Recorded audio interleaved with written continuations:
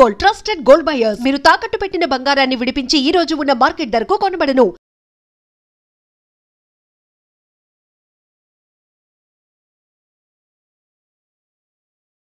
So మరి మీరు already ఒక జాబ్లో జాయిన్ అయ్యి జాబ్ చేయడం ఆపేసి సడన్గా ఆర్టిస్ట్గా వచ్చారు, అనుకోకుండా వచ్చారు. కానీ అదొక ధైర్యం చేయడం అనే అనాలి. ఎందుకంటే ప్రతి ఒక్కరికి డబ్బు కావాలి, స్పెషల్లీ మగవాళ్ళకి వచ్చేసరికి సంపాదన అనేది చాలా ముఖ్యం. ఎందుకంటే ఫ్యామిలీ డిపెండ్ అయ్యి ఉంటుంది మనపై, కాబట్టి రెస్పాన్సిబిలిటీస్ ఉంటాయి. కాబట్టి సో అమ్మాయిలు ఏంటి ఒకటో రెండు సీరియల్స్ చేసినా పెళ్లి చేసుకొని వెళ్ళిపోతారు, లేదంటే బిజినెస్ లేదంటే సెటిల్, అది సమ్వేర్ ఎక్కడో ఒక దగ్గర స్టాప్ అవుతుంది.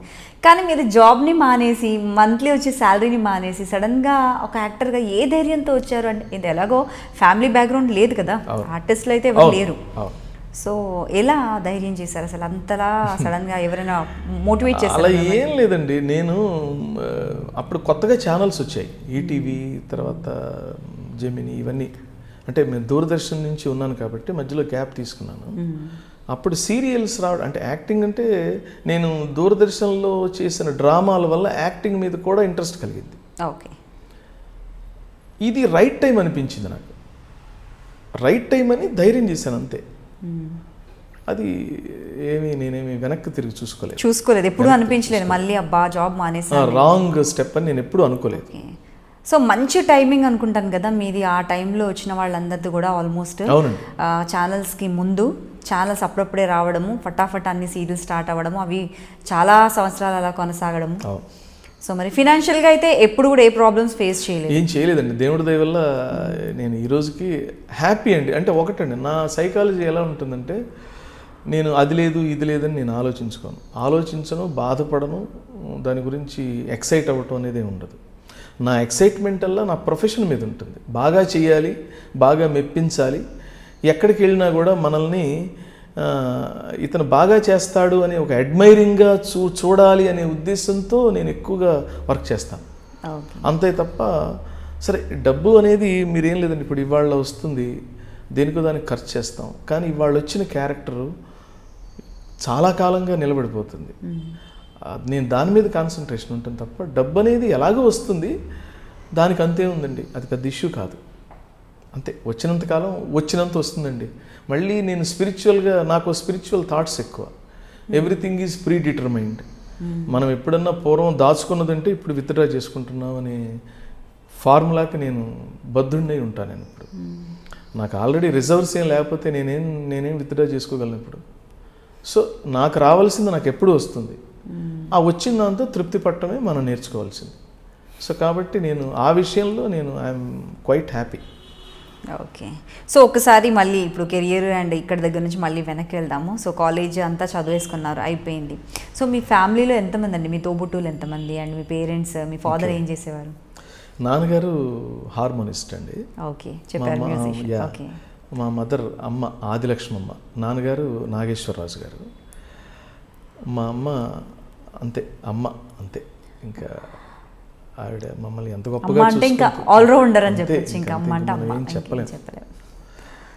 ఆవిడ మమ్మల్ని కళ్ళల్లో పెట్టుకొని చూసుకుంది. మా కోసం ఆవిడ సుఖాలని, ఆనందాలని, అందరి తల్లుల్లాగానే ఆవిడ చాలా త్యాగం చేసింది. ఏదైనా ఎంతమంది తల్లులు త్యాగం చేసినా మనమ్మ మనకు స్పెషల్ కాబట్టి మా అమ్మ ఇంకా ఎక్కువ చేసిందని నేను ఎప్పుడు ఫీల్ అవుతాను. తర్వాత మాకు సిస్టర్స్ 4. ఓ, మీ తర్వాత? కాను, నేను ఐఎమ్ ద లాస్ట్ వన్. మా అనంతలక్ష్మమ్మ మా పెద్ద అక్కగారు, రాజ్యలక్ష్మమ్మ 2వ అక్క, విజయలక్ష్మి 3వ అక్క, బాలా త్రిపుర సుందరి 4వ అక్క. Powerful names. అలాగే ఉంటారా? చాలా ప్రేమగా చూసి అసలు గారాబం చేసి మిమ్మల్ని ముద్దుగా గారాబం చేసి చాలా చెడగొడతారు. ఇప్పటికీ కూడాను వాళ్ళు నేనంటే ఇష్టం. అయితే నేను మొదటి నుంచి కూడాను రిజర్వ్డ్గా క్యారెక్టర్ నాది. చిన్నప్పుడు కూడా నేను చాలా పెద్దలాగా ఉండేవాడిని. ఓ పోన్లేండి, వాళ్ళకి అవకాశం లేదు మిమ్మల్ని అవి ఇవి అలవాటు చేసేసి, లేదంటే అల్లరి వాళ్ళు చేయమని చెప్పడం.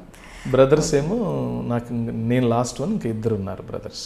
ఓకే, సో మీరే లాస్ట్. నేనే లాస్ట్. అసలు ఇల్లంతా ఎప్పుడు సందడి, పండగ వస్తే ఇంకా పండగ వాతావరణమే నాకు తెలిసి. ఓకే అండి సార్, మరి ఎలాగో నేను ఇంతకుముందుకు అడిగాను మిమ్మల్ని హీరోగా ఎందుకు ట్రై చేయలేదు అని. కాలేజ్ డేస్లో కావచ్చు, లేదంటే ఆ తర్వాత కావచ్చు, ఎవరైనా ప్రపోజ్ చేశారా మీకు? అంటే నేను ఎన్ని జరిగినా కూడా లైఫ్ పార్ట్నర్ లైఫ్లో ఒక స్పెషల్ థింగ్ అంటూ ఉంటుంది కదా. అవును, డెఫినెట్గా. అంటే ప్రపోజ్ చేయడం అంటే ఇంత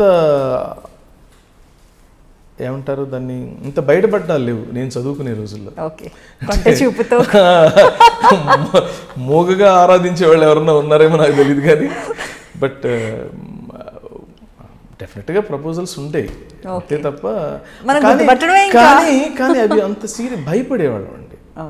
అంటే అప్పుడు ఈ ప్రేమ వివాహాలు అనేవి చాలా తక్కువ.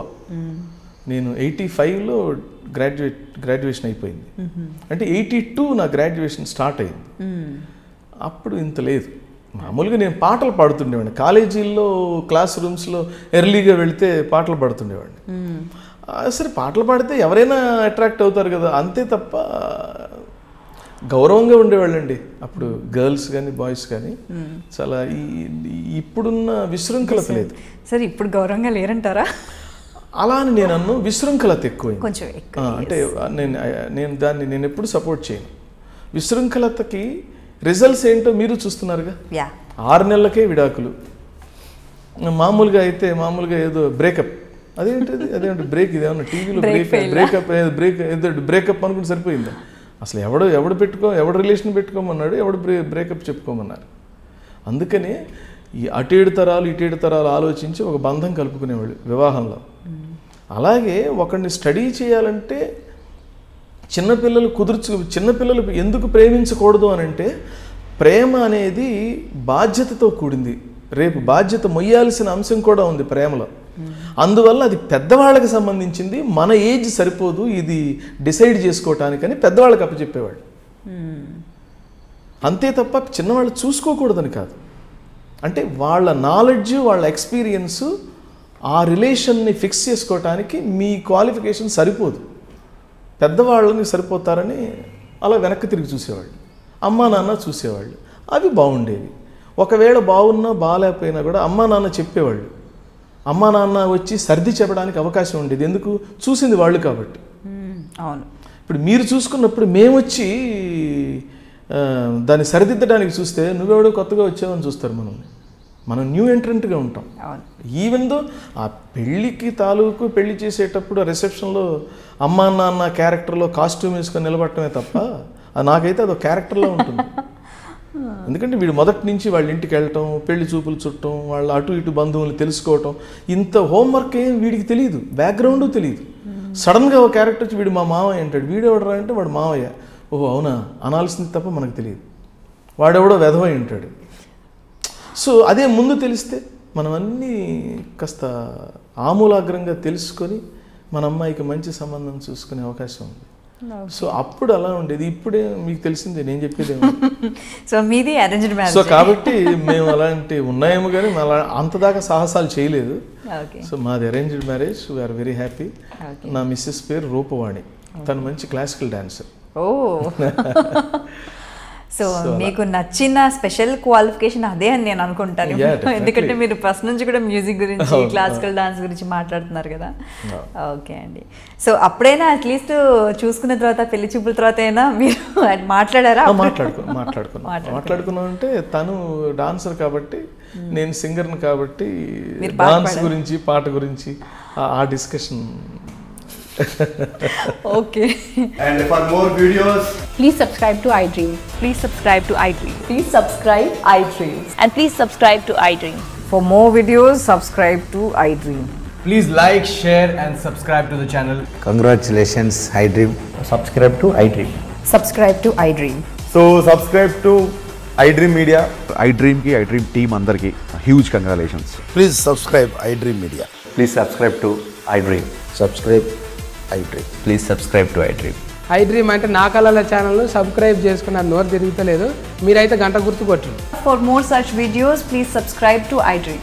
Subscribe to iDream. Please subscribe to iDream. Please subscribe iDream Media. Please do subscribe to iDream. Please subscribe to iDream Media. For best entertainment and information, please subscribe iDream. And don't forget to subscribe to iDream.